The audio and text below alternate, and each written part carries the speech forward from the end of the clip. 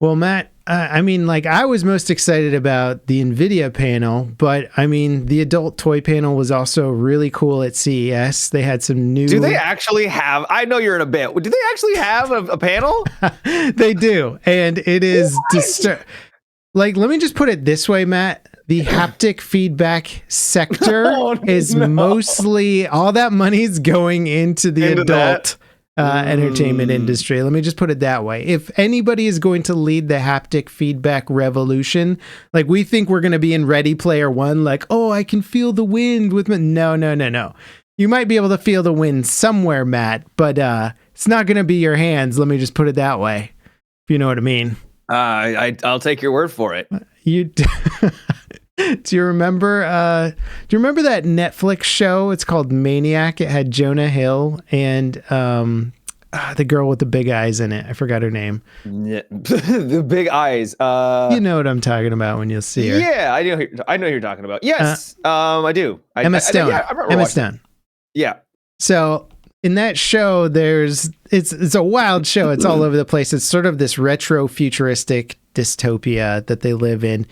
And there's a scientist in it, and he's like sort of locked up in his apartment because he got fired from his company or something like that. Now he's just deep into MMO games, and he's got like a VR headset on, and the only other thing he's wearing is like a diaper with basically a haptic feedback device around his junk, and somebody walks in on him, and it's very funny. But they were making a joke, and I'm like, that is literally what this technology at CES is. It's designed for VR headsets and one other area of simulation. Who doesn't want their haptic feedback diaper? I mean, if we're going to start anywhere, I mean, I guess that's the place to start, right? It's funny how that industry can push things forward in certain ways, isn't it? Yeah, well, I remember reading a thing where they talked about how like porn was the deciding industry between like Blu-ray and... What was the other one? Remember, it was like Ultra DVDs or something like that. Oh, yeah. But yes. They had the battle, and apparently the deciding factor was like the porn industry. They're like, we will decide on the technology that makes it. Which I don't remember that. Well, I don't know. I just read about it, but yeah, you seem to know a lot about this stuff. You know, my adult film Blu-ray collection is pretty crazy. I got to have it in that. Ultra HD. Ugh. Actually, that kind of gives me the shivers. I'm like, no, thanks. I'll watch it about that big. That's fine with me. Yeah. You want you need all the filters. Reality can't have reality. Yeah. Well, before we get into all the exciting new video cards and that stuff, did you see any of that? There was a few tech things at CES that kind of made me laugh. Like, for whatever reason, the robot vacuum cleaner was shown off with all its latest upgrades, you know, like the Roomba and that stuff. Yeah. Like now they have one that has like a little arm that comes off the top, and it can like move your sock out of the way, or it can grab your sock and like put it in the hamper. Which how do people have like socks on the ground where their Roomba's getting stuck? Like, what do you mean? How do you not like? Have you never had a sock lying on the ground before? Very rarely do I have socks on the floor. Oh my God, Matt, what is your life like? I've seen your room before, and it is Spartan. It is like there's nothing in there to be on the ground. It's just like it's immaculate, but like get some kids and you will find socks on the ground. I guess if you have kids, that's true. Good point. Or you're just a slob. There's plenty of adult slobs in the world who just have socks on the ground. You know, it happens. Anyway, it's just funny. Tech bit where they're like unveiling the Roomba with a little robot arm on top that goes and like picks up the amount of technology involved in making just a robot arm that can detect something and then move that something out of the way is incredible. But it's funny that it's being used as a vacuum cleaner. Well, I mean, they got to apply it to something first, right? You can't just give it to a robot and be like, here's a knife, chop up the roast beef or something. And, you know, all of a sudden people are getting murdered by you got to start with socks. Okay. And then you work up to the cooking robot, right? Yeah. You have to prove the tech with socks. They were showing some of that off at the CES. Well, maybe not cooks, but I know there was like some videos of like future technology. Well, you'll have just this really round, adorable looking robot in your kitchen that will just make you food. And I'm like, I want that. That'd be great. I mean, dude, I cannot wait until they have the servant robot. Like, that's going to be amazing. Like, it's going to suck for the first couple of years. Like, the first time that somebody gets one, that you know of somebody getting one, they're going to like invite you over and then you'll check it out and it'll like cook you it'll make you cereal or something. You're like, all right, I guess that's cool. But then you give it another 5 years and it'll be like, here's a wood-fired pizza. It'll just be normal. Yeah. I mean, that's going to change everything though. Can you imagine? So it's like the tech revolution that we've been going through for the past 20 years since like the internet, since mobile phones, is like when that translates to robotics, I mean, it's already upset the job industry massively and changed stuff. Like we're content creators. That didn't exist as a career not that long ago. And 20 years ago. Now it's a huge industry, right? It's like it's a major thing. So it's like, what's going to happen when robots come out? It's like, we're all going to be robot technicians, or we're going to have to learn robot programming, or like, I don't know what's going to happen to humanity. I don't know. Yeah. Yeah, I don't know either. I mean, jobs are definitely going to shift. There's going to be a shift in the market for sure. But yeah. How people will be able to adapt, it's happening really quickly. So yeah, it's going to be a volatile time to live through. But will you get a robot servant? I mean, I don't know. It depends on it, like, how effective they are, how much they cost. Imagine they're going to be very expensive to begin with. $5,000. $5,000, and I've got a robot servant, and it can that would like make me food, do the dishes, do stuff like that. Yeah, do some dishes. Yeah, yeah, something like that. Yeah, yeah, I could see. I could see that'd be, if it's 5,000, not like nothing, but that's doable. Yeah. I think for people. If the math goes real fast, you calculate what it costs to like pay somebody to do all that stuff for you, and it's like, okay, well, it pays for itself in like a month, like done. Not that I would know what it costs to pay someone to make me food, but no, well, you've gone out to buy food at a restaurant, right? There's a cost for the service and then a cost for the ingredients, like. Level Cap over here already with his butler and his maids, and he's got all I'm getting one of these things first. Yeah, it's going to be wild. Yeah, man, kids growing up these days, because I'm like observing what they just get used to. Like my son was asking me for an Alexa the other day. He's like, can we get an Alexa? Because that's what he calls it, right? Like he doesn't know. Not the product itself, just that it's an Alexa. Yeah. Yeah, can we just get an Alexa? Because him and his friends, like at somebody else's house, they'll say stuff to Alexa and be like, can you make a fart sound? And then I'll make a fart sound and they all laugh.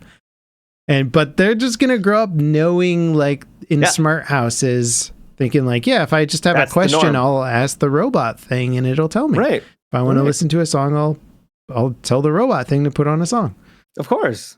And then pretty soon it's going to be like, yeah, if I want, like I'll just throw all my stuff on the ground and the robot butler will pick it up, and I can just be a slob now. It's going to be wild. It's going to be really interesting to see how our brains develop with that kind of technology too, because we were talking about before, is you won't allocate it to your brain anymore. You'll just ask, because you can just ask the question and then you get the answer immediately. So there's no reason for you to learn things and memorize things at all. Yeah, that's creepy. I remember reading early studies on this where like the super nerds, these were like professors in robotics, were like wearing augmented computers, or like, I forgot what you call it, wearable computer interface. There's like there's like some acronym for it. But there was one guy that had a thing that was like apparently able to do face recognition of people he knew, and then it would put up the names, and he talked about how he no longer remembered people's names based on their faces and stuff like that. And it was interesting because like your brain just is very adaptive, right? It remembers what it needs to, and the rest of it just deletes, right? Because you have finite hard drive space up there. And so the brain was just like, well, I don't need to remember names anymore. This thing does it for me. It just tells me, right? Why would I need to? Yeah. Yeah, that kind of stuff is well, it's like phone numbers, right? Nobody remembers phone numbers anymore. Like, you remember how many phone numbers you used to know, just like off the top of your head, like growing up, maybe 20 or something? Like, well, maybe not that many, but I mean, I had friends, so I had to know more than you, but when you had friends, continue. You had to remember a bunch, but now it's like Yeah. I can barely remember my wife's phone number. I'm like, I'm trying to like, if somebody asks like, what's your wife's number? I'm like, okay, hang on 1 second. I really got to think about this one. Yeah. It's tricky. That brain muscle is not there anymore, or it's very weak. It's just not doing anything. So how did your Nvidia stream go? We were watching the 50 series review. Yeah. Yes. Yeah. I mean, 50 series graphics cards are here. The big thing that is, I think the big thing that launched or was revealed is the 5070, according to Nvidia, is going to be as strong as a 4090. So the top of the line. I thought they generation. said 4080. I thought they said 4080. I thought it was 4090, but it could be 4080. Regardless. Yeah. No, I think it was a 40, regardless. Okay. And it's like, wow, and it costs like $570, considering the 4080s and 4090s cost over $1,000. Yeah, they're massive. I think it was a 4090 because they said it was like $1,500. So anyways, doesn't matter. Still, like, huge claim, like, holy cow. And that was actually what I was surprised by, is almost across the board, except for the 5090, everything was cheaper by like $200 for each of the cards, which is like, I did not expect that at all. So that was a pleasant surprise. But that claim that it's going to be stronger, if it's true, is huge for most people just wanting to like dabble with PC gaming. Yeah. Okay. So chat Applesauce is clarifying. They're saying they did say 4090, but that is only when using DLSS 4 in certain games. So that's what I was going to clarify is yes. So it doesn't have the specs and the horsepower of a 4090, but because of their AI technology, which who knows if that's going to pan out, and who knows how that will feel, because it's generating a ton of fake frames. Will it be really input laggy? We already experienced some of that with DLS 3.0 right now. And while it's not like super noticeable, they've got like this whole like future frame technology where it's like predicting the future of what's going to be on the screen. That could cause some lag, but we won't know until we actually see it in action. Yeah. And so I watched a few kind of on the floor reports of people with these cards, and I think the cards are technically out right now. So the reports are coming out on the actual hardware. It's something in the like realm of a 20% raw performance improvement. So if you're turning off DLSS and stuff like that and running at native resolutions compared to the old hardware, it's a flat performance upgrade, which is not surprising.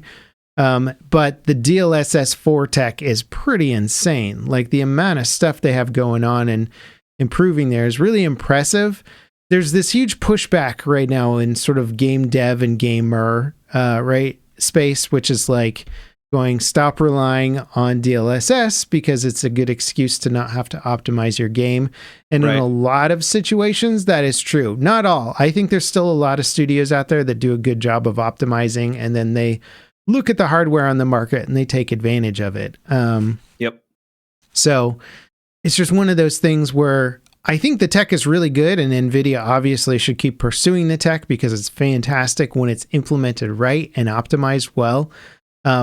But it's sort of like the Unreal Engine effect, where they added in all these tools that can make your game look really good really quickly, but it's not going to optimize it for you.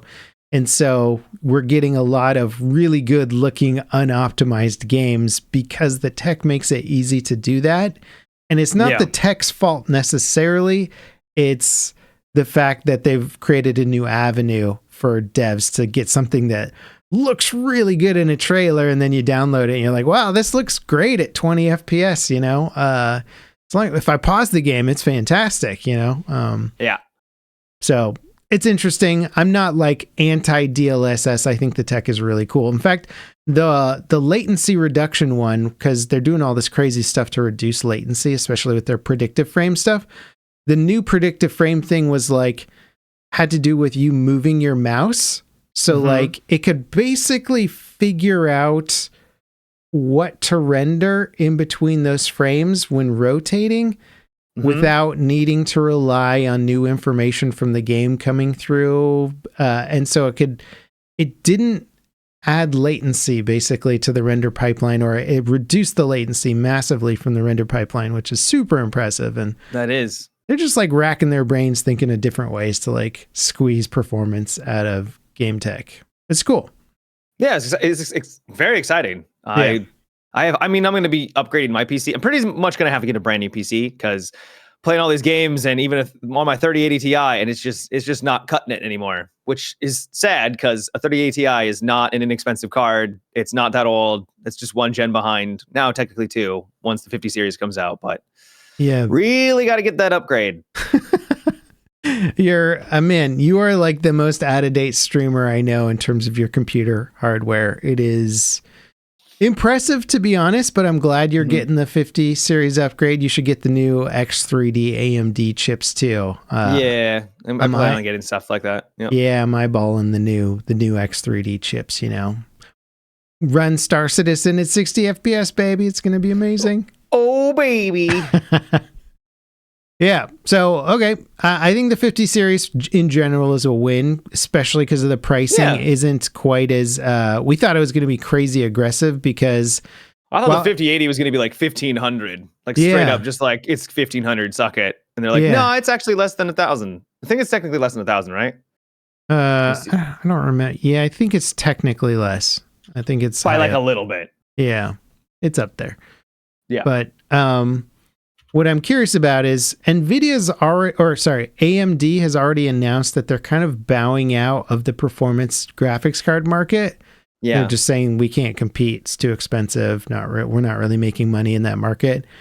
They are coming out with some new RDNA cards or whatever eventually, but I'm wondering if that's going to be their last batch and if maybe the price points for the 50 series are agreeable now because they know they still have to compete with AMD's next batch of cards. But once AMD throws in the towel of performance cards and they're like, yeah, we're out of that market now, are the Nvidia cards just going to start creeping up in price because it's going to be a captured market, right? Yeah, they might start creeping up, but they still have to consider people's ability to buy them, right?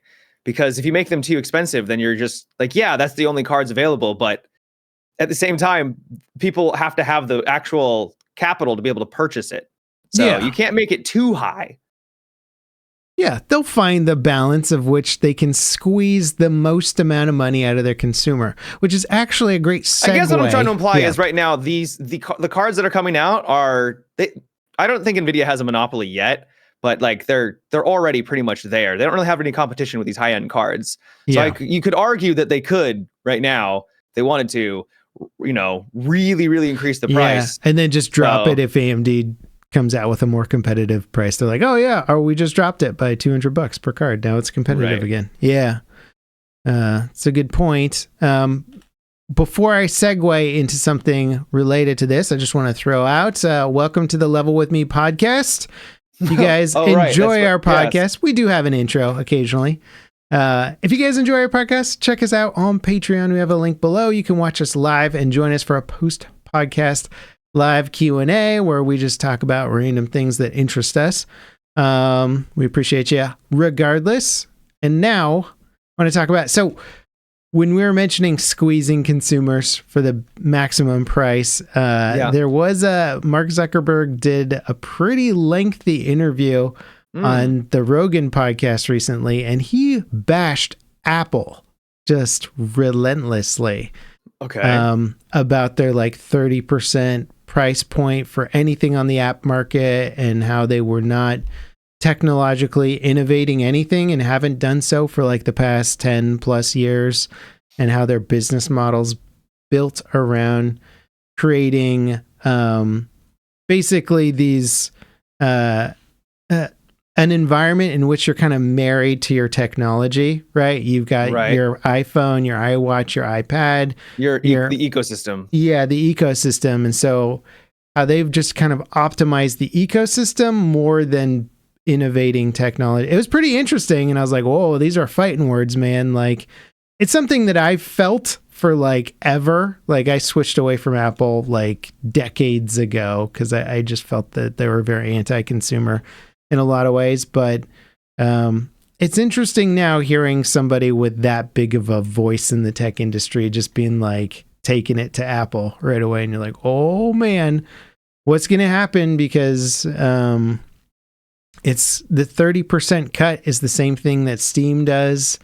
It's kind of across the board in the tech industry right now, where we have these massive companies that control a huge portion of the market, and they're not really under any pressure to change their pricing or how much they take from people making stuff for that. I don't know. It's interesting. I'm very curious to see what happens. I agree with that, but it is a little ironic coming from someone who owns these massive companies, you know, and has their own ecosystem and would love to have his own ecosystem where people are just all within their network, and they buy companies that compete with them, so they're all within his network. So it's a little ironic coming from him. He is 100% the worst spokesperson to bring up the topic, right? Well, I wouldn't say the worst. He's deep in the tech industry, and he knows all of those relationships and everything better than anybody else. But at the same time, it's super hypocritical, considering he probably wishes he was in Apple's position to some degree, having that kind of monopoly. Or he kind of is, and, you know, Facebook's tried everything as well. But I don't really know much about Apple, though, so I can't really speak because I'm not in their ecosystem at all. I have technically I have Apple TV, which is a subscription, so that's my one Apple product. I have an iPad. I bought an iPad because it has a really good stylus for sketching and drawing. I wanted to do it with my kids. Now, you can do that on an Android platform, but the iPad one was better. I looked at all the reviews, and they're like, this is the way to go. Use this one. It's better. I was like, I'll give Apple a product when they innovate and they create something better than the competition. But other than that, there hasn't really been too much else out there that I'm like, this is 100% that's really good better. Advice in general is don't have brand loyalty, because it doesn't benefit you to have brand loyalty. In most cases, just get the product that's the best. And they want you fighting over the fact, like, oh, you're an Apple user. It's like, you know, the whole console wars thing. They like that probably really benefited both Xbox and Sony, because you've got people that are just like, I am only a Sony player. I'm only an Xbox player. Yeah, for sure. And like, even having that one iPad, my little taste of the ecosystem is so annoying, because when I resubscribe to Apple TV, if I want to watch a show on there, I have to verify my credentials through the iPad. Only the iPad. That's weird. Because it knows I own it. So it's like, you're in the ecosystem now. You have to use your iDevice. And I'm like, where's the iPad? Are the kids... I think the kids had it or something. Oh, it's out of batteries or whatever. You're like plugging it into like... So you can't even do it online, like just on a normal PC. I haven't been able to figure out how to do it. Maybe it's possible, but like, I think if you own another Apple device, it's like you have to verify through your Apple device. You have to use the Apple. That's wild. It's super annoying. But that's fun. But mentioning Microsoft, did you mention Microsoft? I think you did. Xbox, yeah. There was some interesting news about Xbox, where this is something that I'm excited about, because Steam is pushing Steam OS now, right? There's Steam Deck competitors coming out, but they're running Steam OS on it, like the new Lenovo handheld that just came out or is coming out. Kind of exciting, because it's like a new forefront for Linux gaming. Sony's kind of got their weird handheld device that they're trying to push. It's still kind of a weird product, but they're trying to get into the handheld industry. Obviously, we've got the Switch. Microsoft announced that they're working on a version of Windows specifically designed for handheld devices, or it's going to be like a Windows compatible version of the Xbox interface. I'm not entirely sure what it is. Okay. But they're trying to make sure they don't get left out of this new handheld wave that's coming around, because mobile hardware is now powerful enough where you're like, I can play like The Witcher on a handheld device. Anything, your people are playing Cyberpunk on a Steam Deck. It's insane. And you're like, well, that's pretty darn impressive for handheld hardware now. And so everybody's trying to get in on it. I'm very curious to see what happens with the Xbox thing, because they've made some pretty good grounds into like hybridizing Windows in the Xbox environment, where you can now buy games that will work in both your Xbox playlist and on Windows, but you have to do it through a specific store to do it. And it's still kind of annoying, but I'm all for that tech getting pushed further and further. And that's it's pretty much the reason why Steam OS is becoming a thing, because Linux is, you can customize it to be less resource intensive. It's better for mobile devices. You get better battery lifetime, all that kind of stuff. Where if you load Windows, you're running all this extra junk in the background that the mobile device doesn't really need. So I was wondering how it saved all that space and battery power. Yeah. Okay, gotcha. Yeah. So that's the whole idea behind it. So I don't know. It could be cool. It could be Microsoft like making some big pushes towards a more game optimized version of Windows or something like that. Because nice. Yeah, I think a lot of people using computers now, I mean, we're just using apps on them essentially.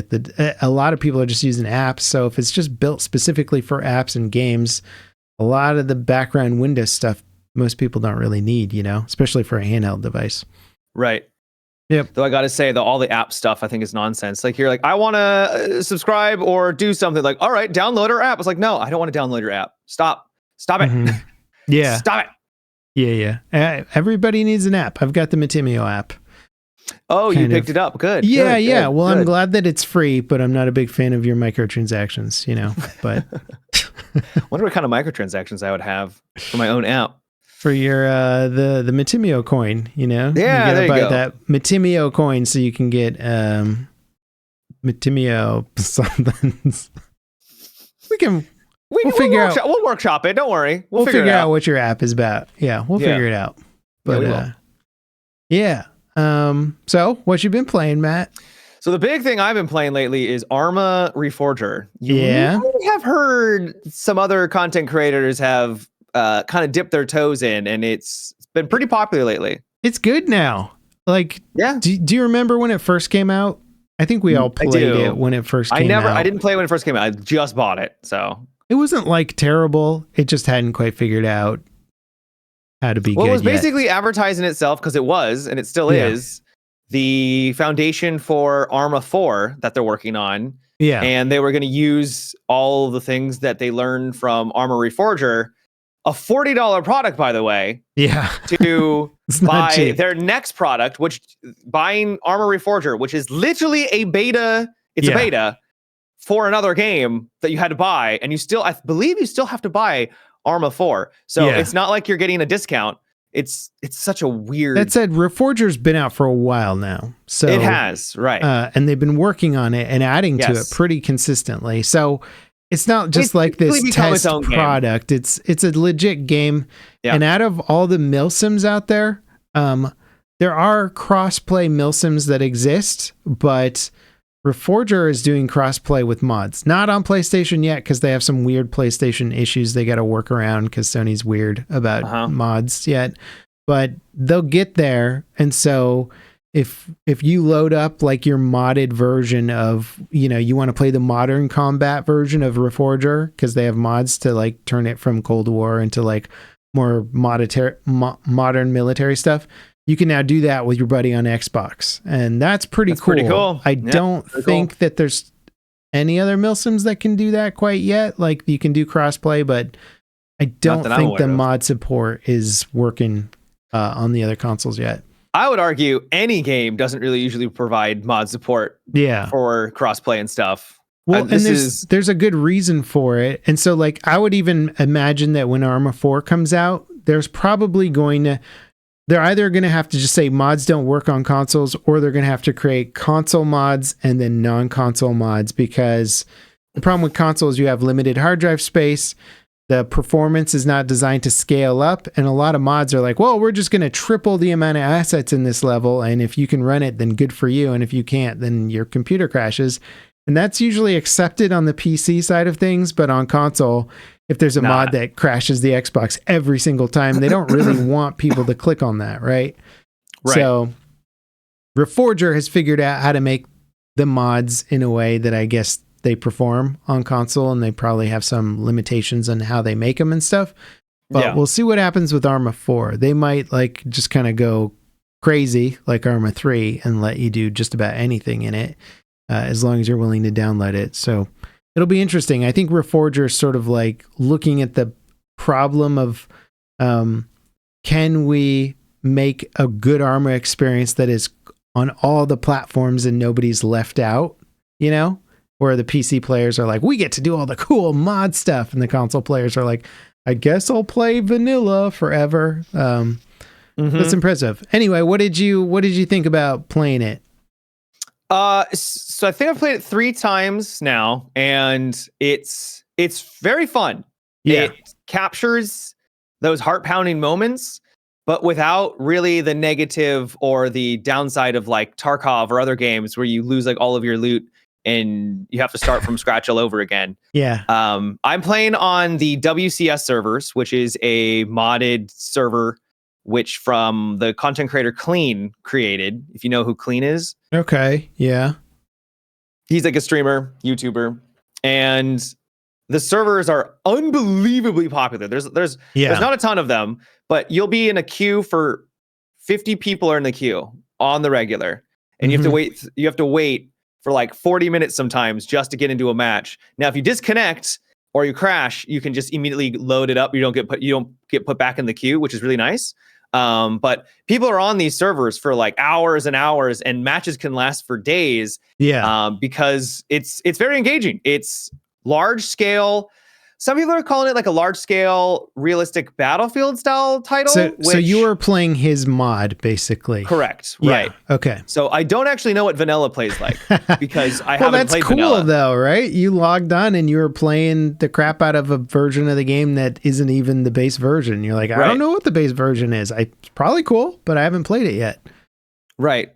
And it's neat because like on the fly, they're adjusting and changing things. I think today they are adding in different audio cues now for different weapons. So it's much more distinctive when you're going against someone who's using like an AK versus like the NATO platforms and stuff like that. And they're going to be adjusting like the camouflage that people have. So it's much easier to distinguish that is, one team versus another team because it's a mil sim. Those moments where you're just like, I don't know what that is. I don't want to shoot it because it could be a teammate happen a lot. Yeah. And so it's cool that because it's modded, they can just on the fly just update that stuff. Yeah. I like the game. It's a lot of fun. It's like I said, it's kind of like a Battlefield where you're capturing points, but significantly slower.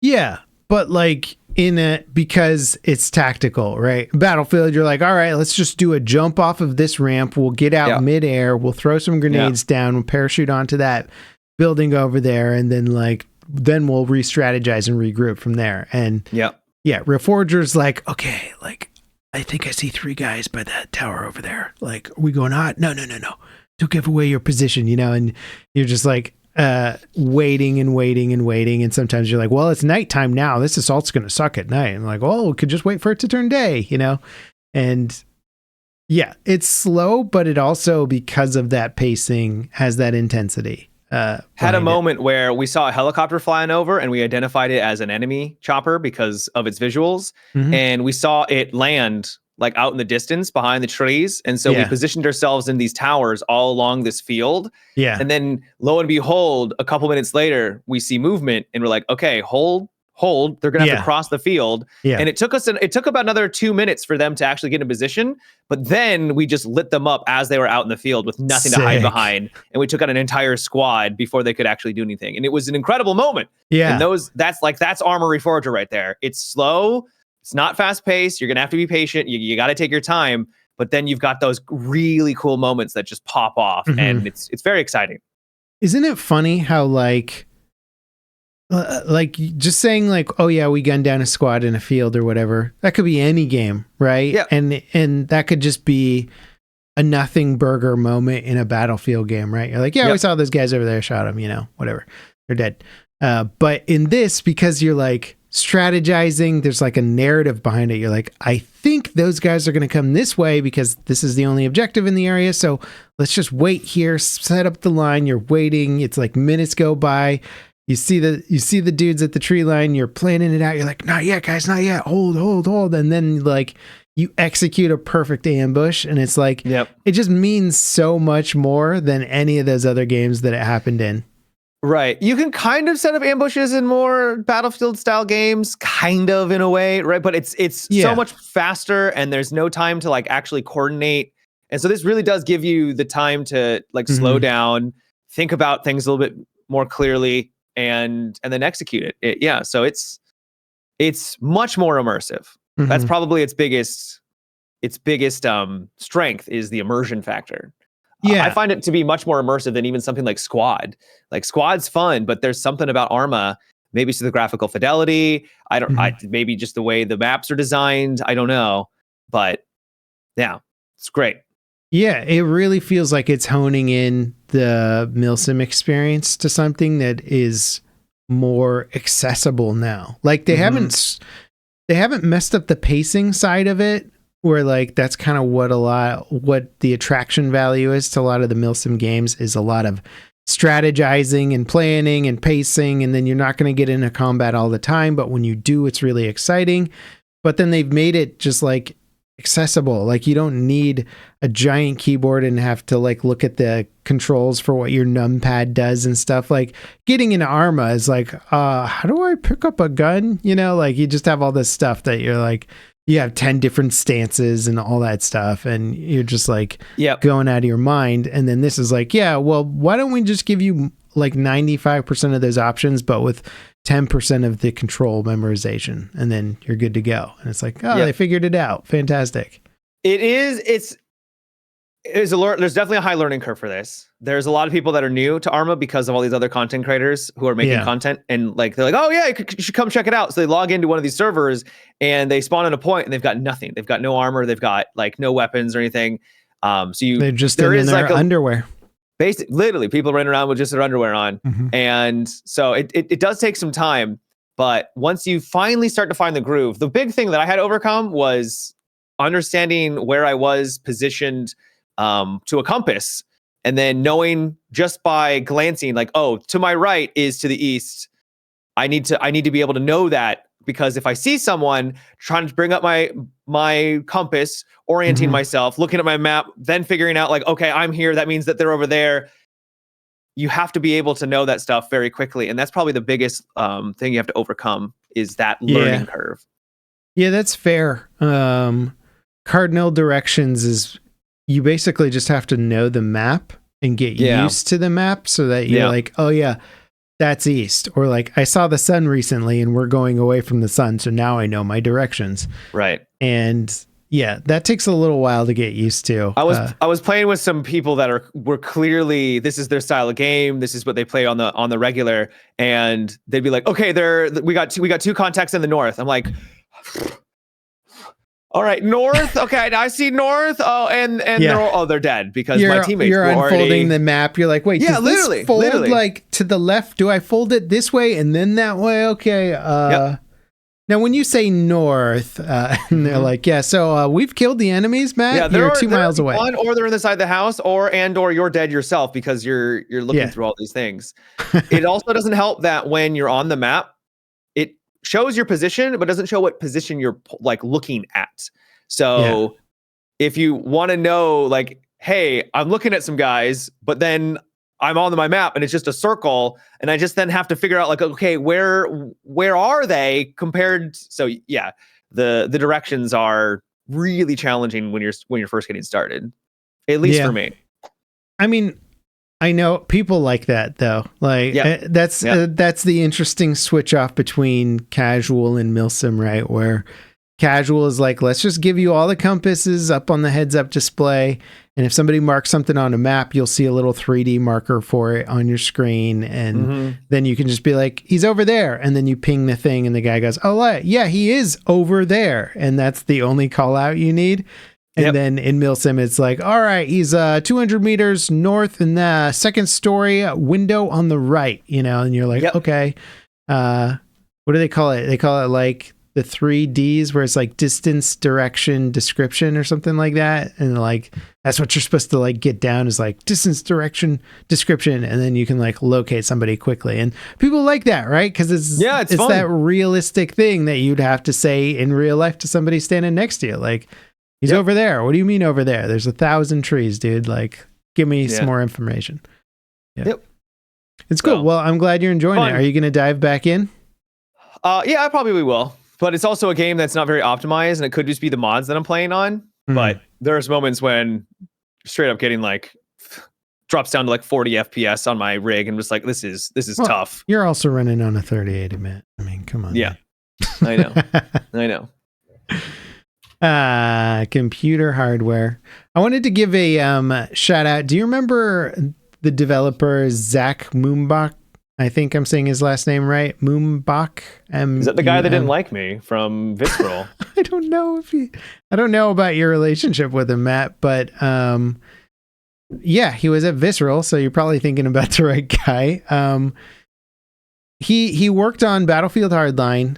Then he worked on a Star Wars game for EA, and that was one of those. That was the one that they had the like Naughty Dog writer working on, and everybody was super excited about. And then EA pulled the plug, and in spectacular fashion, we're like, nobody wants to buy single player games anymore. I remember that. Yeah. So yeah, they were at vertical slice stage of that game, like years and years into production. So his whole team got canned. That sucks. And so he left kind of the. I'm sort of telling his story, although I don't know if I'm getting all the details right. Anyway, he started his own indie dev company, and he just launched his second game today called Airborne Empire. And it's out. Yeah, his second game. So his first game I think was Airborne Kingdom, and the second one is Airborne Empire, and they're city building games, but for a flying city. Sick. Oh, it's an early access. Yeah. So I just wanted to give him a shout out. I haven't gotten to play it yet because it came out today, but I'm going to check it out. It looks pretty cool. Bro, this looks dope. Yeah, doesn't it? So you like build the city, it flies around, and then people can attack you with little like biplanes and stuff, and then you can like counter engage them with your own planes, or like build up turrets on your city. You can bombard cities that are on the ground and stuff. It looks cool. Kind of reminds me of Mortal Engines. You remember? I know that's like a manga, right? But they turned it into a book or a movie. Right? Yeah. Yeah, which was silly, but like conceptually, it's a fun idea of like mobile cities that go around and fight each other. It's like the flying version of that, kind of castle in the sky vibes. Well, cool. Yeah, I might actually have to try that soon. That looks really fun. I like city builders, especially unique ones. Like you're literally building a city in the sky. Like that's pretty dope. Yeah. So I wish him luck. Yeah. I think I'm gonna check it out too. I do like city builders, and I mostly avoid them because I'm like, well, there went 100 hours of my week into that game. Yeah. I have to make time management decisions with my game selections these days, which I really resent, but it is just a fact of life for me now, unfortunately. Yeah. Speaking of which, Path of Exile 2, baby. Woo! I cannot put it down, Matt. I keep going. Now I feel like I can give better feedback on the end game of Path of Exile 2. And now that you've completed the campaign twice. Yep, I'm fully in end game. I've been there for a while. And it's not perfect. It's cool. It's got kind of endless content to a degree where you can just kind of keep expanding and getting new maps. But it's got a pacing issue that I've taken issue with. Basically, like you get these little waystones that drop when you play. You can use those waystones to open up a portal to a new map, and then you play that map and you clear it, and it's supposed to hopefully give you more waystones so you can open up more maps. The problem is there's like this whole waystone meta game where you're like upgrading waystones to increase their chances of dropping more waystones, and then trying to get higher level waystones to drop. So you're modifying gear to increase the odds of dropping higher level waystones. And a lot of the time you just don't get them. And then you end up having to play a whole bunch of maps that are barely progressing your XP bar. They're not really challenging because you're way higher level than the guys you're fighting. And you're really just looking for more waystone drops at that point. And so you're just like, cool, I made 1 bar on my XP thing doing a whole map and didn't find any waystones. And so like they just have an end game pacing issue right now, which I'm not super used to, like having played say Diablo 3 or something like that. Maybe I can't remember if Diablo 4 worked the same way, but where in 3 I think you could just select the level of Rift you wanted to play. I think you could, yeah. So you just be like, well, this is what I think I can go up against, and then you try it and you get smashed, demolished, or not. yeah, and then you just dial it back down and you go in, and at least with that you could kind of control your pacing, and it felt like at least each round you went on, you were progressing towards something. And this one, there's a lot of rounds where you're like, well, I'm just not going to make any progress this time. It's just looking for these drops. And if you don't get a drop, you're like, wow, that whole map was like for nothing. So that's my one issue with the end game. That said, the amount of skill tree crafting and the fact that like I just got this unique that dropped that gave me it changed up my whole build like completely. Like there's certain items in the game where you're like, I've put like 70 hours into this character, and then a new item drops and you're like, oh my God, this completely changes everything. I can try an entirely different skill tree. I don't even need this whole branch of skills. I can do this and that. And like, I'm just dominating now. And it's like, it's really cool to see that happen that late in the game. Because normally when you're that late in the game, you're like, nah, I'm pretty dialed in. Like I'm just min-maxing at this point. I'm not really going to change up too much stuff. And then like these new gloves dropped, and it made it so that all of my lightning damage built up electrocution values. And so now, before I was just shocking enemies, which would increase the amount of damage that they would take.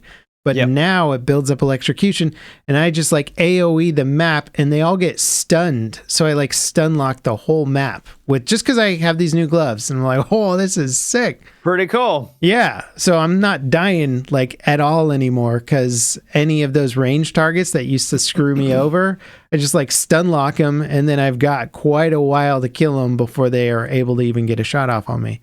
So it's great. Nice. Well, they did say that the end game was something that they got in at like the very tail end of development for the early access. So which makes sense. They knew that it really wasn't ready, but at least it gives players something to do while they're developing end game. So yeah, doesn't surprise me that it's rough. Yep.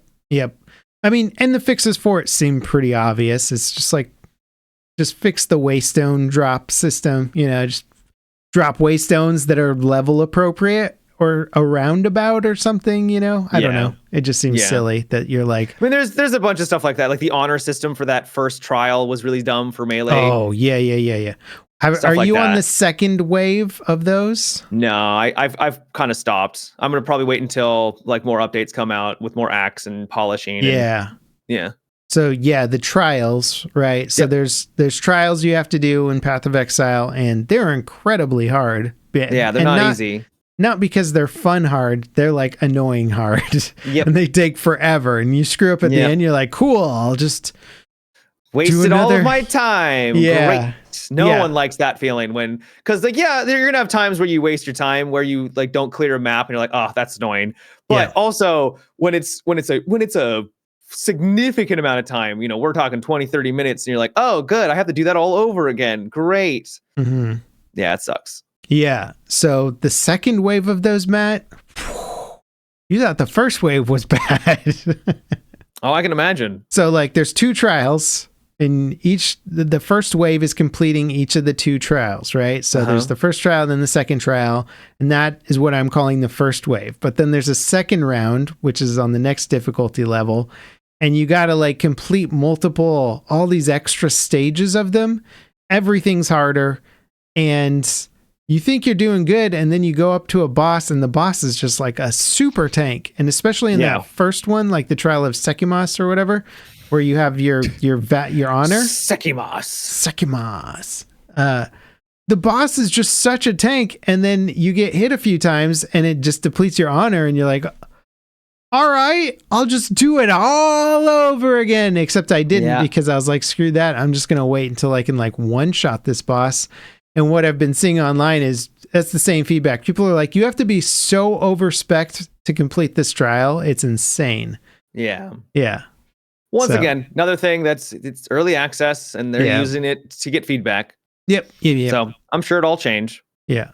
To give people who haven't played the game a perspective on it, like the second wave of those trials, I don't know, you probably find it at around rank 50, 55.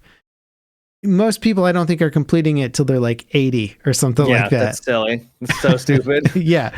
Like, here's the next trial, and then you could try it and get absolutely obliterated, or you could wait till 80 and then try really hard and just squeak by, and you're like, what is going on over here? What level are you? High 70s right now. Okay. So you're getting up there. Yeah, well, I don't like how slow the progression is now, because I'm just farming waystones, and it's like I'm just doing There's maps gotta be a more and effective making way of like doing it. tiny little, and then you get an appropriate level map and your XP goes up real fast. You're like, cool, and then you don't get another waystone. You're like, all right, I guess we're back to the slow lane for a while until I drop a sweet waystone. Now, I know people have maximized this and they have tons of waystones endgame and they figured it out, but if it's your first character, it takes a while to get all the magic find and all the drop odd get things gear going. Yeah. You're not going to have that at the start, so it's going to be slow moving initially. That's too bad. Yep. Still loving it though. It's where it's kind of, I need to quit. Honestly, is where I'm at. I'm like, I need to stop. I need to play something else. Yeah. Do want to play some more space games, man. They're good. Star Citizen. It's they did get their patch. I think we talked about their patch. A lot of bug fixes. Last I heard, it's not public yet. It's in the PTO, so that's the public test universe as opposed to the beta universe or whatever you want to call it. Yeah. They've got a play test for their play test. Yeah, they've got an unfortunate team of people who stayed on for the holiday season to like try and keep the game up and running. Those poor guys and girls. And they dropped a patch. It fixed a ton of stuff, but there was also some major crash issues that kind of negated some of the fixes, right? So you're like, hey, it fixed those 80 bugs that were really bugging you, but also the game crashes pretty regularly now. So win-lose. Win-ish? Yeah. Hopefully it'll get there. I can see the potential, man. Their little Tarkov mode is very cool. Like it's finally starting to make sense on how good Star Citizen could be. You're like finally seeing something in game and you're like, dang, this is going to be like crazy once this all works consistently. We'll just be a little while longer till it gets to that consistency. Yep. In performance. Got to get that 50 series, man. We need DLSS 4. I do, yes. I'd like to get into Star Citizen when I get everything new. New GPU, new CPU. So it's CPU locked and they support DLSS 2, which is none of the frame gen tech. So you cannot get around the CPU lock issues in Star Citizen yet. Eventually it will get the latest DLSS tech and then your frame rate will probably triple or something. Yeah. That's desperately needed, but they just don't have it yet, which is funny because they probably have one of the more well-to-do user bases out of any game out there. Like if anybody's spent a crap load of money on their computer hardware, it's Star Citizen fans. Yeah. So they probably, half of the community is probably running like DLSS 4 capable rigs or 3 capable rigs or whatever. And it's not supported yet. I'd be curious. That'd be fun data. You know how on Steam you can see what the most common GPUs are, like of people with Steam accounts. And so like it's kind of crazy actually how people are still like that 900 series was like big for quite a while. Like I think the 1080 is still one of the most popular cards, or it's like up there.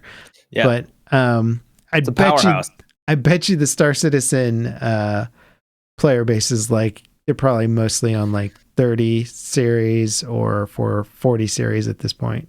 Yeah, I wouldn't be surprised. Yep. I mean, when you got a fan base that is buying thousands of dollars worth of ships that aren't even accessible. Yeah. What do you mean? Think a lot of them. You can fly them around and do nothing. You can fly them around and be like, check out my ship. It's so big. Well, I thought there was a point, now correct me if I'm wrong, where you could buy a ship, but it wasn't even in the game yet. Yeah. Oh, you can absolutely do that right now. Yeah. Yeah. Right. That's what I meant. You want to buy they call them JPEG ships. You're buying a JPEG.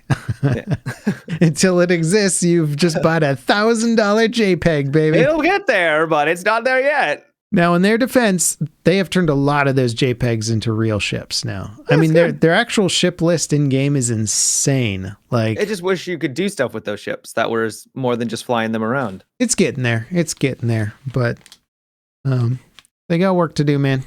One day we'll be loading up in a spaceship and we'll be fighting that big old sandworm together. I can't wait. Yeah. Gonna be good. Let's see. Yeah, I said we talked about the Roomba with the arm on it. What else you been playing, Matt? Anything good? Lot of Arma. I checked out the new Marvel Rivals season. It's great. It's just a solid season. Season 1. Did you see the Invisible Woman? I did. Ironically, I did see the Invisible Woman. Yeah, cool. I did. And she's hot. Same with everyone else. It's just they're all just a smoke show. Yeah, they're all she tens. In particular is like catching everyone's attention because there's like a new skin for her. It shows a lot of cheeks, lot of cheeks. So, but yeah, besides aerodynamic is what it is. Yeah. There you go. What's aerodynamic? Yeah, you really want to fight like the most powerful villains in the universe in cargo pants. You know, like I don't think so. It's gonna be so much drag. You gotta be skin tight, man. Oh, well, it's skin. There's a lot of skin. But the new characters, I haven't played a lot of Mr. Fantastic. He's cool.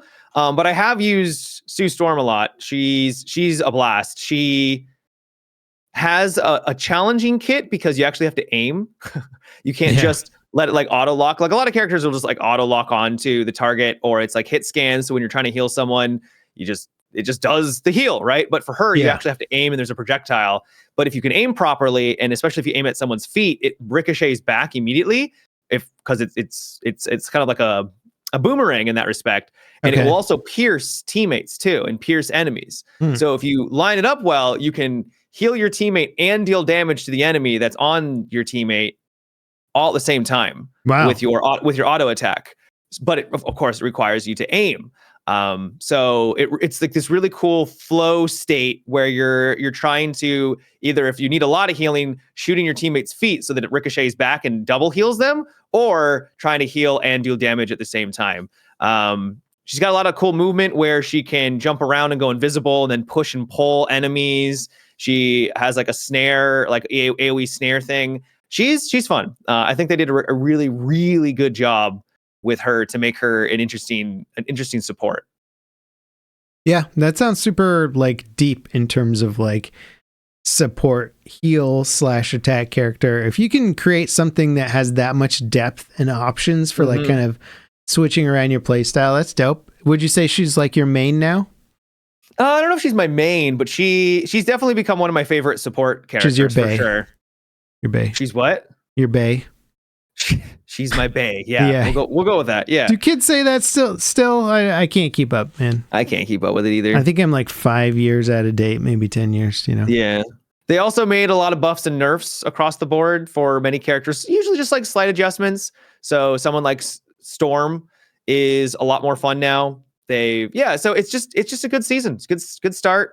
They're going to be adding 2 more mid-season, and then we're going to get the regular 2 characters per season after that. So this is like a big kind of like push at the start to kind of get people like, hey, Marvel Rivals still kicking ass. Keep playing the game, and people are. It now has more players playing than it did at launch. Wow, what is there? I gotta look at the Steam charts now. Marvel Rivals. It gets hit over 600,000 concurrent. What? Dude, it was 400,000. I swear, last podcast we were talking about it. That is insanity, dude. Yeah. It's doing very well. Dang. Yeah, it's at 400,000 right now. Its peak 24 was 50,000. 500. Its all-time peak 20,000. Yeah. Sorry, 520,000. And then its peak overall was over 600. Yeah, that's insane, man. I mean, good for them. It's like it's wild to see a game dominate this hard, especially when they're going up against like Blizzard or something. You know, you're like, it's wild. It's cool though. From a game that we're kind of making fun of at the start for basically copying Overwatch's user interface style, like almost completely. I think they've proven themselves in creating a uniquely interesting characters, I should say, that are like more interesting, more dynamic, more variety potentially. They have so much more to pull on compared to Overwatch, because Overwatch has to create their own characters from scratch. Yeah. And for this, they can just be like, oh, we're going to add in this character that everyone knows and loves. And that's an easy win. And you already sort of have a design baked in because they have like their own style, right? Like having her not go invisible, it's like, well, that would be silly, right? Like, of course you're going to have her go invisible, and so it already kind of gives you a foundation to work off of, and you're not having to literally just create someone from scratch, which I guess could be limiting, but also at least you have a framework, right? No, it's a huge benefit in terms of development speed and creative speed, because you get Mr. Fantastic and you're not sitting around going, well, what should his power be? He's gonna stretch and slap people, right? So you have to be creative in that space, but at least it gives you something to work off of. Yeah. Well, that's cool. What are the I know we have big game launches coming up. Anything you're looking forward to in like this week, next week time frame? Not really too much. I think there's like a Dynasty Warriors game. I've never really gotten into Dynasty Warriors, but could dabble. It's that large scale, like thousands of enemies on the screen, and you're just one dude just wailing away and literally like lifting up waves of enemies and throwing them around. So those are might fun. Check that out. I used to play them back when they were on like Xbox or something, like forever ago. I don't think I've played them since then, but it's a good format. I'd be curious to see what the technology can do now, because back then they were struggling to render hundreds of characters, and all those characters were like dumb as doornails, right? You're just like barreling into waves of enemies. But those are cool. I will say it is funny. Speaking of hundreds of enemies on screen at once, we were talking about when Path of Exile 2 first came out, how well optimized it was. But now that I'm at endgame and there's like everything's electrocuting and exploding, I'm watching that frame rate chug, and I got a 4090 in this machine, and it is like going down. I see my lights flickering and stuff, the power is like chugging away. It's like the desk is shaking. I'm like, hey, hold together. You can do it, coming baby. Out of vents. Yeah. It's I have not you're seen like a game. Pilots in sci-fi movies where you're going as fast as humanly possible, and you're like you can do it, baby. When you're talking to your ship, just a little more, we can do it. Yeah. I'm Han Solo in Star Wars, and it's like, easy, baby, hold together, and the vents are bursting and stuff. Yeah. Yeah. So Path of Exile 2 could use a little scaling optimization. Great early game. As soon as those VFX start going bananas at the end, my 4090, it's like mining cryptocurrency or something, dude. It is just maxed out when I play Path of Exile. Can't even imagine what the 5090 would be like. Yeah. It's going to come out in like a week that Path of Exile 2 actually is mining cryptocurrency, and we just didn't know. It's just mining it for the devs. They're like, thanks, guys. We mine a block of Bitcoin every day. It's awesome. Yeah. We're millionaires now. Billionaires. Well, I mean, they would be anyway, right? We all paid $30 to play the game, and millions of people bought it. Yeah. Yeah. And I think it's still selling too. I was reading up, I was looking up Ready or Not today. Because I was writing a script on some stuff, and Ready or Not was kind of relevant. And I just wanted I noticed on Steam that they had something like 170,000 reviews or something like that. Like an insane amount of reviews. Wow. And I just did the quick math there. Like, they may have sold like $250 million worth of that game or something. I could be off, but in my kind of Steam janky math, Ready or Not. Wow. Yeah. Like the Steam. Yeah. Right. Like I need to look it up now. I'm like, am I getting this right? It doesn't even sound right saying it back, but Ready or Not. Oh, whoops. There we go. Yeah. 170,000 very positive reviews. They have sold so many copies of this game. Yeah. So you multiply that number by 30. So 170,000 times 30 equals 5.1 million units sold, approximately. Now that math is pretty accurate. I checked it against a devs sort of releasing their stats recently, and it like lined up perfectly with the 30% rule. So I was like, it's not across the board the rule, but it's pretty accurate. So I'm like, oh my God, they sold. They made awesome. Some money. Yeah. Yeah, that's awesome. I don't know. Just interesting stuff to find out. I don't think they're a big dev team either. Yeah. Well, I think they pumped some more money into the game after they sold an insane amount, but it's impressive, dude. Yeah. Have you played it recently? There was a update for there's like a new map, like an oil rig, and I hadn't tried it, no. But I heard it was okay. It's a game you want to play with friends. It's not really a game you want to play with by yourself. It's really frustrating by yourself because you can do it, but you make one mistake and that's it, and then you're like, all right, I guess I'll do it again. There's moments where it's designed specifically for you to work with a team because it's like, okay, there's a hallway in front of us. There could be guys to the left and there could be guys to the right.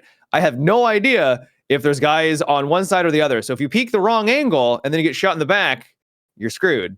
Yeah. You need someone to be like, okay, 1, 2, 3, I go left, you go right, and then you clear, right? Yep. You can't, that's like literally the entire game's like philosophy and design is you working as a team, coordinating. Yep. I remember back in the day when I used to do like critical map reviews of like Battlefield games and stuff, and be like, this is why this map just is not fun to play. And like that was one of the sections I focused on, was like, if you exit a door or you enter a door, whichever way, you're passing through a doorway and you don't have any cover on your left or right or any of that stuff, you now have no tactical like options to approach that situation. If you're going solo anyway, which most of the time in a Battlefield game, you're one guy going through a door for the most part. And then like comparing it to like a Counter-Strike map where they always think about that stuff. Like as you're coming through a doorway, you want to clear right first because you've got a little bit of cover on the left, and then you turn, and it's like, it's just kind of FPS maps 101. And we've lost so much of that stuff over the years where you're just like, yeah, you just put a box to the left of a door or something there to block line of sight. Now you've created strategic way to clear the room as opposed to just YOLOing it through every doorway. Yeah. But it is what it is, man. Now I just let bygones be bygones. I'm like, all right. So no, I haven't tried Ready or Not in recently. A while. Yeah. Anyway, I was just surprised by that statistic. Yeah. It's weird to see a game, single player, well, it's not single player, but a co-op game like that actually growing in player count. Over the last 3 months, they've actually risen. Oh, did they? Yeah, every month, which is impressive. That is pretty cool, man. I mean, what I like about it is, and I think more indie devs are interested in doing this than like big studios, where they react to the success of the game and then support the game and build more content for it. Some big, not to discredit all big studios, because some studios do that and they support things properly, but like, you see it more with indie devs where they're like, oh, I hope our game's good. And then it's a huge hit. And they're like, oh, put millions of dollars back into the development. Keep going. Yeah. Because they're not like, well, okay, cash out and let's make a sequel, I guess. That's like big industry. They need their stocks to go up or whatever. Some executives like, I need my bonus. So, we're not going to put all that money back into the game. And indie devs are like, it's about the game, guys. Let's make it as good as we possibly can now that we got the budget. Yeah. So it's exciting to see that. It's really cool. And then you can still cash out on that because if those you guys are making game, money. Yeah. Right. Well, not only are they making money because it's getting more updates and stuff and people are getting involved, but also goodwill is something you can use as like almost a currency, because you've got stuff like Path of Exile 2, right? It has problems and it's not finished and there are issues, but it still has 100,000 people playing right now. And it's getting like rave reviews because even though there are problems, like they as a company have fostered a community and fostered goodwill amongst them, and they'll look past those problems because they know the company's past record. Yep. There's a better example of this recently. I'm trying to think of what it was. Stalker 2. Stalker 2 is the best example, honestly. Yeah, that's a very good example. It is not a complete game. It's not even early access. It should have been early access because Yes. it is scuffed. And I loved it, but it is not a finished game. It's just not. Yeah. But you look at the reviews and they're very positive, like across the board, and it's because they've fostered a positive community that accepts the facts of what they had to go through. Yep.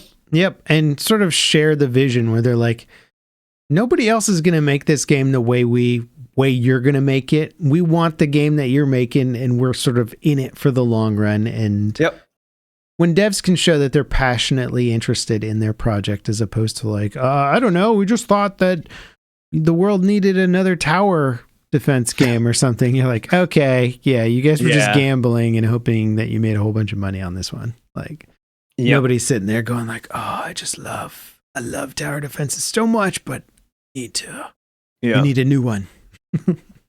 Not knocking on tower defenses. Some of them are good, but I do like my tower defense games. I'm a sucker for them too, man. Do you remember when they were like basically the game to play? And that's just like, well, it's like maybe when I was like a small child. Well, in the early days of smartphones, it was just like, oh, okay, yeah. It was just tower defenses were like where it was at. Yeah, I put a lot of hours into this, and more than I should have. I feel that. Yep. Well, you reading any good books? Any good movies? I'm watching a show called American Primeval. I think it just came out. Okay. It's a Western style. It's about, oh God, how do I describe it? It is brutal. It is not for little Timmies, little Susans scurrying around. It's in a very adult show. Not because they're necessarily showing boobage and stuff, but because like there's scalping and they will show the scalping and they don't pan away from it. Oof, that's brutal. You'll see broken legs and like how the leg gets broken and like you're like, oh, like it happens. You're like, Jesus Christ, I can't believe they just showed that. Yeah. But it is a very violent show, and it's about a woman and a boy trying to make their way west. That's about it. It's not like Supernatural then? It's not Supernatural, no. Oh boy. Yeah, okay, that's dark then. So they're just running into just terrible stuff. So it deals with like Native Americans, militias, and the U.S. Army and the conflict that happens between these factions and stuff, because it was the Wild West for a reason. And a dark thing, time in American history. Very dark times, yeah. But also what's so fascinating, well, maybe not fascinating, but it's kind of funny because it's so violent, right? And you're like, how did people even this? Of course, it wasn't as violent as they're demonstrating. I mean, there was a lot back then, but there's so much like people. All right, that group of people is now dead. This group of people is now dead. It's like, how did anyone survive in this situation? Like a lot they had to be replaced by people, right? Like, yeah. So well, it's an interesting show. You give it a recommendation? Yeah, I would if you're not a faint of heart and you want something that's very gritty and dark. Yeah, there's certain gore I can handle. Certain stuff that's like a bit over the top. I remember one movie that like pushed it to the edge, and I was like, I think about it pretty regularly. Where I was like, it was so intense. Have you ever seen Bone Tomahawk? No. It's got some pretty well-known actors in it, like Kurt Russell's in it. There's another guy that's like really big in it. It's Wild West also. And there's like this weird kind of unknown cannibal tribe that's sort of like kind of Native American, but not really. It's like some branch of humanity that like just nobody messes with, and they like live out in the like, the hills or something. And they have to go. And imagine they do some pretty awful things. Yeah. Oh my God, dude. Like that movie is just, there's scenes in it where like, there's a specific scene in it where you bring it up to anyone who's seen it. They're like, that scene. Yep. The scene, that scene there. It just sticks with you. There's horrible stuff in it. One of the most brutal scenes I've ever witnessed in a show, or sorry, it's not even a show, was actually the Red Rising sequels. Have you ever read a book and thought to yourself, "Oh my God, this is almost too graphic for a book"? No, I haven't. I did start the sequels, and I kind of gave them a break because I wasn't ready to dive back into it. Fair. I will get around to them eventually, but because Red Rising is one of my favorite series. If not, it's up there, right? And it's dark and gory too. Yeah, the base I basically recommend for everyone. The first trilogy, like I recommend to pretty much anyone except for like children, right? I cannot recommend the sequels because like they are brutal to the point where you're like, okay, you can pump the brakes a little bit, like just violence that is so over the top at times. You're like, oh my God, like you I don't know how wonder you if it's this. Like, do you think it's like the kind of the Game of Thrones effect, right? Where it could be. That's sort of how Game of Thrones kept people interested. Is they just kept escalating the horrors to like a new degree where you're like, they would never do that. They did that. Oh my God, it's awful. Like I can't believe they did that. I feel like that's inspired a lot of fantasy writing too, right? Where it's just like, oh well, how do you one up it? Yeah, it's pretty hard to do. The book was called Dark Age, and it's basically setting like things are going horrible because it's the Dark Ages now, right? Mm-hmm. At least in this universe. So I get why. The next book wasn't nearly as like insane or gory. It was like more what I would expect from Red Rising, but that book before it was just. Oh man, I'll check it out. I might actually get into the Way of Kings before I do the second phase of Red Rising, but we'll see. I mean, that's fair too. Yeah. I won't say no to that. Check it out. We'll check it out. I got too many. My book list is piling up. Not enough time to read, but get into it eventually. Yeah. So American Primeval it's a good show, but like I said, not for everyone because it is very, very violent.